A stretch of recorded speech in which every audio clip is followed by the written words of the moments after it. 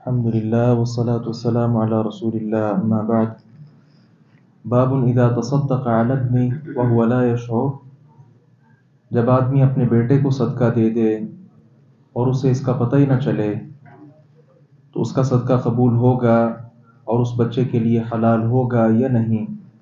امام فرماتے ہیں ہمیں حدیث بیان کی محمد بن یوسف نے، انہوں نے کہا ہمیں حدیث بیان کی اسرائیل نے، انہوں نے کہا ہمیں حدیث بیان کی ابو الجویریہ نے کہ مان بن یزید رضی اللہ عنہ نے انہیں بیان کیا، کہتے ہیں بایعت رسول اللہ صلی اللہ علیہ وسلم انا و ابی و جدی، میں نے، میرے والد اور میرے دادا نے رسول اللہ صلی اللہ علیہ وسلم کی بیعت کی ہے۔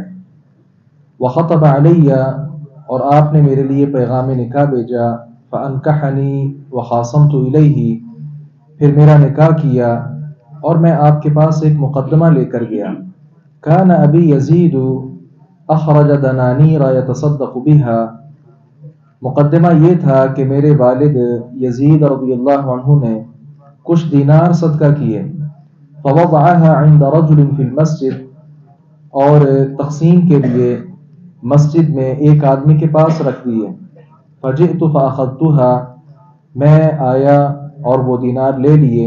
فاتیتہ بها فقال واللہ، انہیں لے کر جب والد کے پاس آیا تو اس نے کہا اللہ کی قسم، ما ایاک اردت، میرا ارادہ آپ کو دینا نہیں تھا۔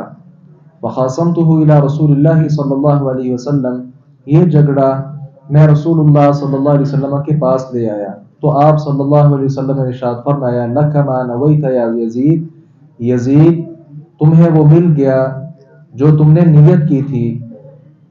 وَلَكَ مَا أَخَذْتَ يَا مان، اور مان جو تم نے لیا وہ تمہارا ہو گیا۔ یہ جناب مان بن یزید، مان بھی صحابی رسول ہیں، ان کے والد گرامی جناب یزید وہ بھی صحابی رسول ہیں، اور ان کے جو مان کے دادا ہیں اخنس وہ بھی صحابی رسول ہیں۔ یہ تینوں رسول اللہ صلی اللہ علیہ وسلم کے جانثار تھے۔ جناب مان نے بیان یہ قصہ کیا ہے کہ والد گرامی نے کچھ دینار صدقہ کیے، مسجد میں ایک آدمی کو دے دیے کہ ان کو تقسیم کر دینا۔ اب ظاہر ہے ان کی تقسیم ہو رہی تھی تو یہ یزید کے بیٹے مان بھی وہاں تھے، انہوں نے بھی وہ پیسے لے لیے۔ واپس آئے تو والد صاحب نے کہا کہ میں نے تمہیں دینے کے لیے تو نہیں دیے تھے کیونکہ میں نے تو یہ صدقہ کیا ہے۔ تو جناب مان نے یہ قصہ نبی مکرم صلی اللہ علیہ وسلم کو پیش کیا۔ آپ نے فرمایا کہ یزید رضی اللہ عنہ نے جو صدقہ کیا ان کو اس کا اجر مل گیا، اور مان نے جو لیا یہ مال ان کا ہو گیا۔ معلوم ہوا کہ جو آدمی صدقہ کرتا ہے اگر اس کے مطابق وہ صدقہ مستحق تک نہ بھی پہنچے تو اس کا صدقہ درست ہے، اس کو اس کا اجر مل جائے گا۔ اور دوسری بات یہ ہے کہ آدمی کے لیے تلاش کرنا ضروری بھی نہیں کہ فلاں آدمی کو میں دوں، بلکہ وہ کسی کی ذمہ داری بھی لگا سکتا ہے، کسی کو پیسے دے دیے اور اسے آگے وکیل بنا دیا کہ جہاں چاہو اس کو صرف کرو۔ اور اسی طرح ایک یہاں اضافی بات یہ بھی ہے، بسا اوقات ہمارے ہاں لوگ صدقہ خیرات کرتے ہیں اور وہ کھانا ان کے گھر کے بچے کھا سکتے ہیں یا نہیں، گھر میں آئے ہوئے مہمان کھا سکتے ہیں کہ نہیں، وہ آدمی خود کھا سکتا ہے کہ نہیں۔